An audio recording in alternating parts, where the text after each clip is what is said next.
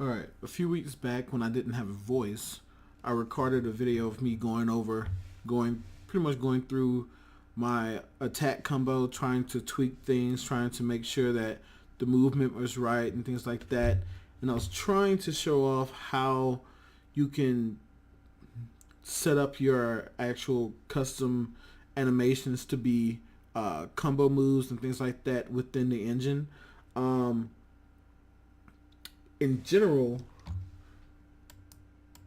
one thing that I did was I looked for I tried to find a breakdown of Devil May Cry's attack system, because while I was playing the game I really enjoyed, even though it was button smashy, I really enjoyed the feel of moving from one skill to another to another to another, and I tried to see how it could be broken down.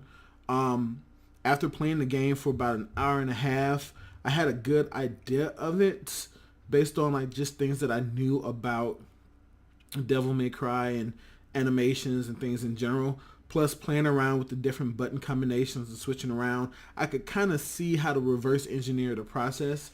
But this site, this site helped me a little bit more with understanding the breakdown to a more concise pattern, especially with the anticipation, attack, connect, and then the follow through. And the only other thing I don't see is the recovery state. Kind of like when the same kind of breakdown that happens in fighting games when you're playing like Street Fighter and stuff like that. One thing that I tried to do is this part right here. I tried to make sure I could somehow incorporate that same kind of effect. I had no need for movement cancel or dodge cancellation or anything like that. Well, movement cancel kind of happens by default with when you play animation montages. As long as you turn on root motion, if the animation doesn't have any movement, it pretty much locks your movement in general.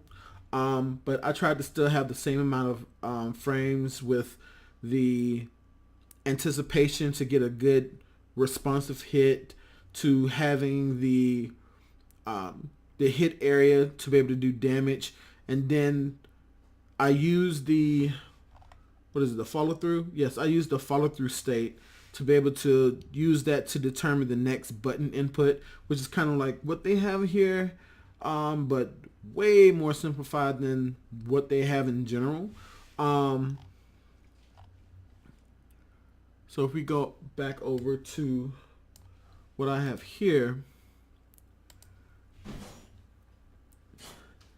this in general is just a single combo where I was just trying different animations, trying to get a good, decent effect. All these animations are just temporary right now, because they're not exactly what I want as the actual move, but I wanted to get something in where I could feel good about the delivery of the effects, the punch of the move, getting sounds and effects like that into the system, and to be able to just map out my code that's going to process this to actually get something that's customizable, tweakable, and overall functional. So if we go over and look at, let's start with Heavy 4. That's a simple one. So right now, the only thing we have in here is the notification for the particle trail for the weapon. We also have the sound effect of the heavy swoosh, the grunt sound effect that's randomized with the vocal. We have our point of hit inside the actual animation. So this is the actual point of hit, which is incorrect. It should be right here. And this also shouldn't be a turn-based cone hit.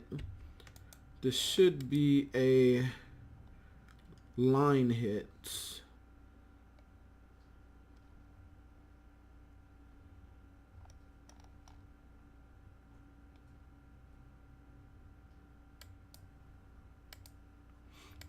All right, so this should be a line hit.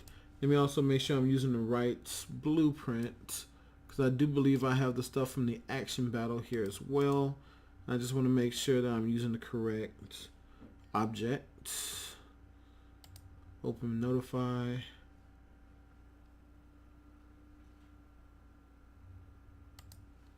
No, I'm not. I'm using one from the action. Let's see. If we look in the turn-based, it should be turn-based line hit. There we go. So that should be in here somewhere. I'm going to go to action, notify, turn-based, line hit. Here we go. I didn't go down far enough. But in general, to be able to get the effect at the frame that you want,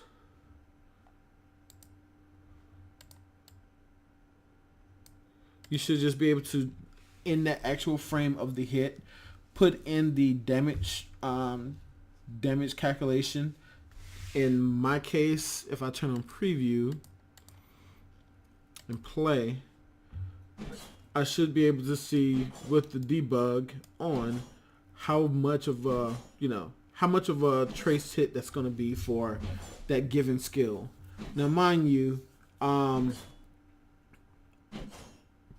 putting the hit in the animation and things like that, I know exposes, or at least in the other engine I use, it exposed the ability for the end user to be able to get into the system and hack it to be able to do different hits and stuff. I mean, different like tweaks to override like how the player can hit and things like that. But since this is a single player, I'm not really caring about that, because you mostly care about that when it's an online thing. You don't want the person to be able to manipulate the game as much, but I'm just trying to be as simple as possible. So I put my hit detection in the actual animation itself,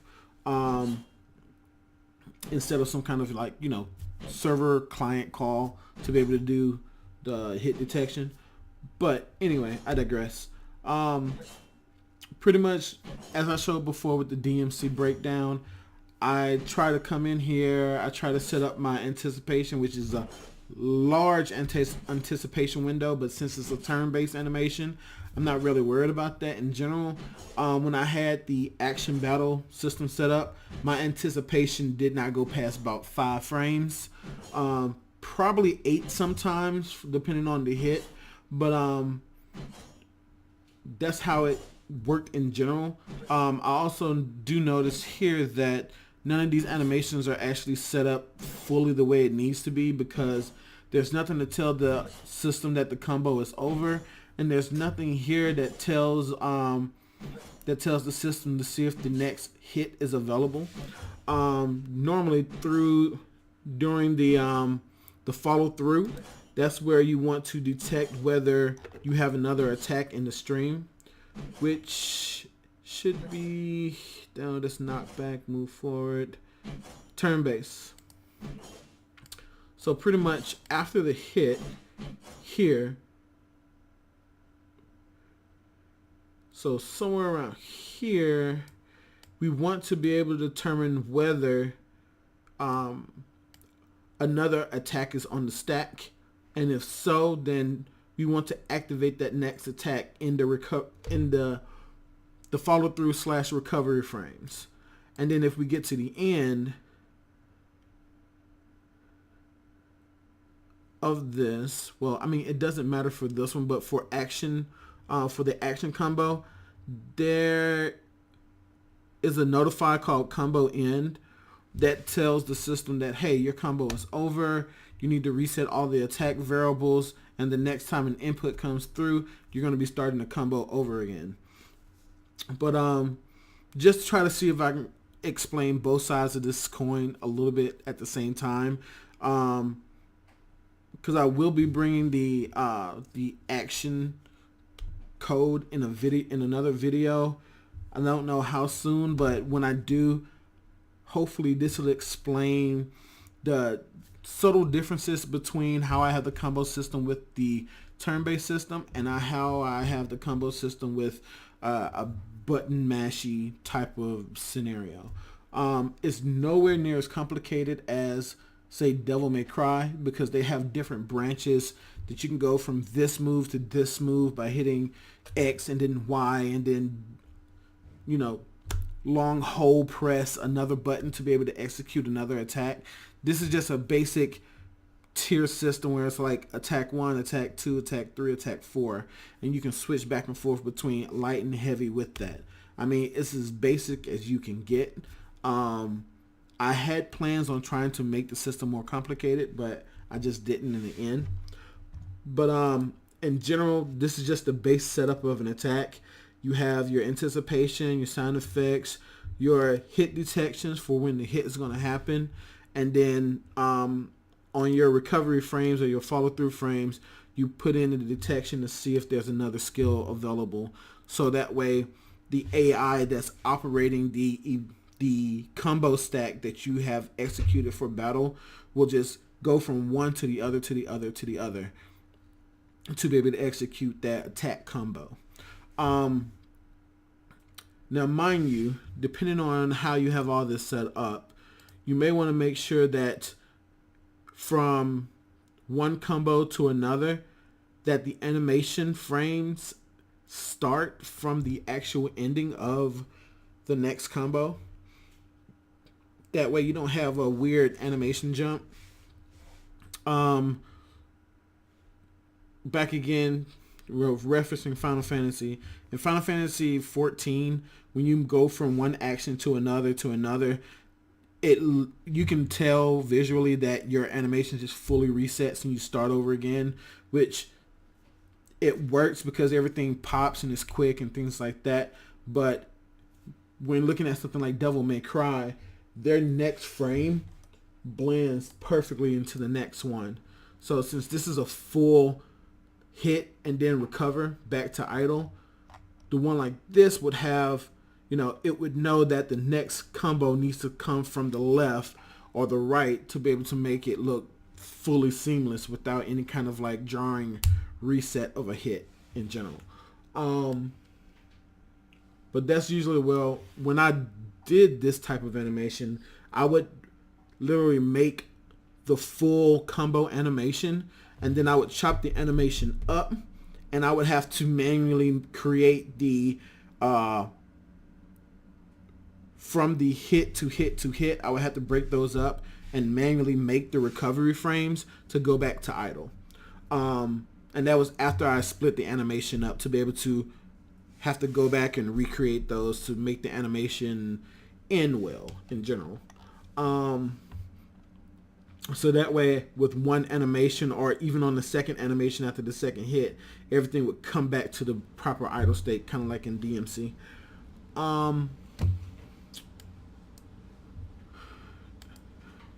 As for this, I'm trying to see if there's anything else.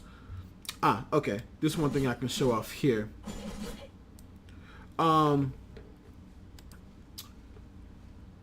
was talking in one video about having customizable movements to the root motion within the frames and not having to go back to the authorizing program to be able to add root motion, forward root motion to my animation, especially at times where I wanted to try to tweak a lunge or something like that with a certain hit that maybe I wanted to maybe I want that to go forward a little bit more, or maybe I want it to be a little bit less. That's one reason I made this. So if I play this, you can see her move ever so slowly.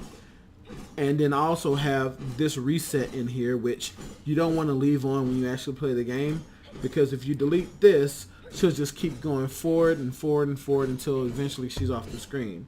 So since I'm just setting up the attack and things like that, there's a notify in here that is called reset position.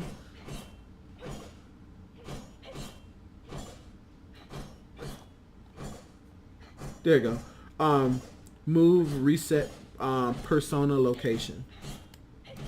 So that way when it gets back to the frame, you pretty much reset back to where you can see the actual full animation go through. Again, I've placed these based on the foot movements based on the stand in place motion that I have. The original motion has no forward root motion at all. So pretty much I use this to track and apply the same movement force that you would use inside of another program to be able to do it within the engine. Now, the power forward movement is where I say that if I wanted to add some other kind of pop to the animation, I could just easily go in here, tweak this, and see if it looks okay. So like if for some reason I wanted to make a teleportation type movement forward, I mean this is very strong forward movement, but if I wanted to, I can come in here using that to be able to get those hits up into the system in general. And again, a lot of this is just playing around with stuff, seeing what works, seeing what doesn't. Maybe I might find something that's, you know, still a little bit more like this is a bigger step forward than before, but it's not as drastic and dramatic as the 30 that I had in there before. Again, this all is frame determinant. I don't know if you have a dip in frame rate on your game, if this will affect anything.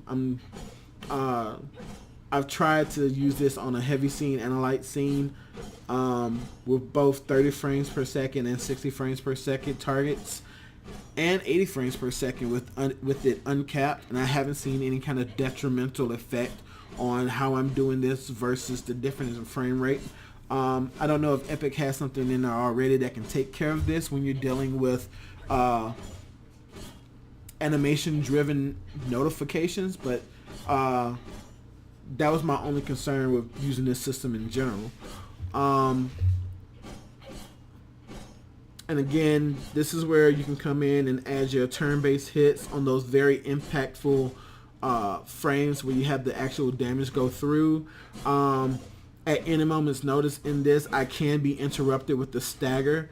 I do have stagger animations that will, when hit in the middle of an animation, will stop your current animation, but the system has something in place to be able to recover from a staggered state to be able to continue your event stack for actual attacks. But in general, this is how you can come in, set up your attacks, tweak things for whatever you're trying to go for event wise. Currently right now, the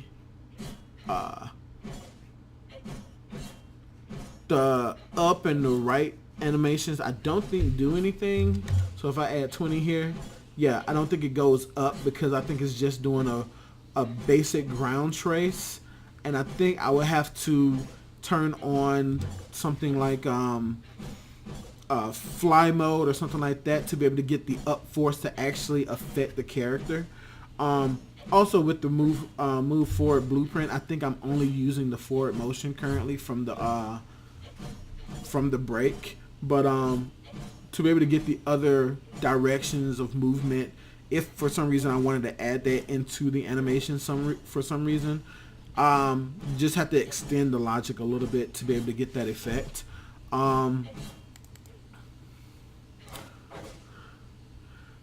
But just in general, that's what I tried to set up here, is just really basic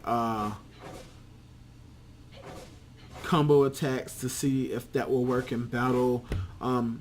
As you go up level, you'll get access to more and more combo counts, because right now I think I have 6, and I think right now I have planned to have like 10 to 15 hit combo, but that would be something that every time you level you may get a new combo slot to be able to put more attacks into a combo.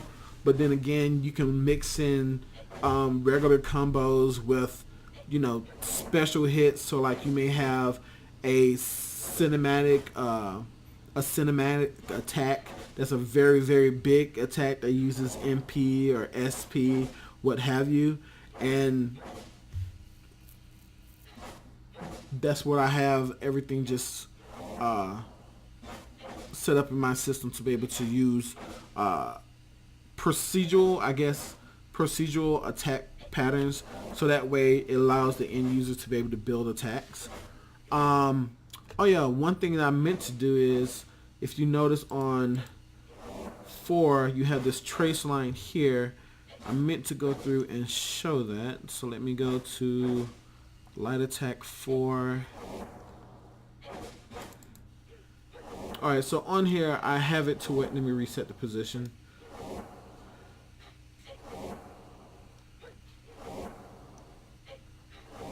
There we go.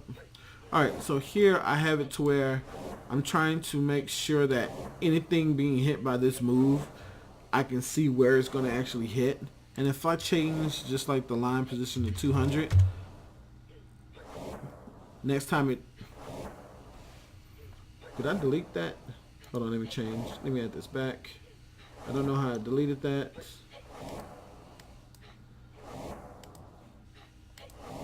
For some reason I have 2 line hits here.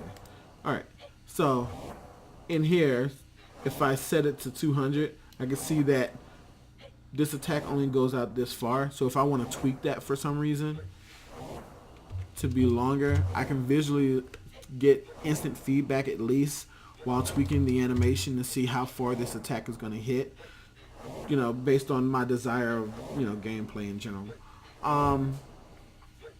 There's not really much to it. You can modify the width of a line, the width and the length of a line attack.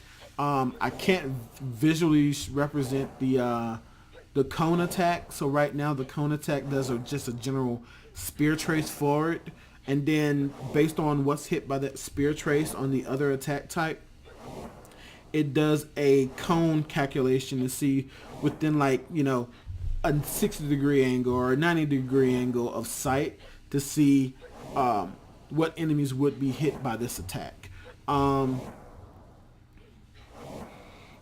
on top of that, you have the ability right now to modify the initial damage. So even if you gave this skill a damage of like 2% based on a 2% or 200% of their base attack, you can amplify in between hits or in between points of the attack to be able to add even more damage, increase or decrease to your attack. So this way you can modify and tweak attacks on the fly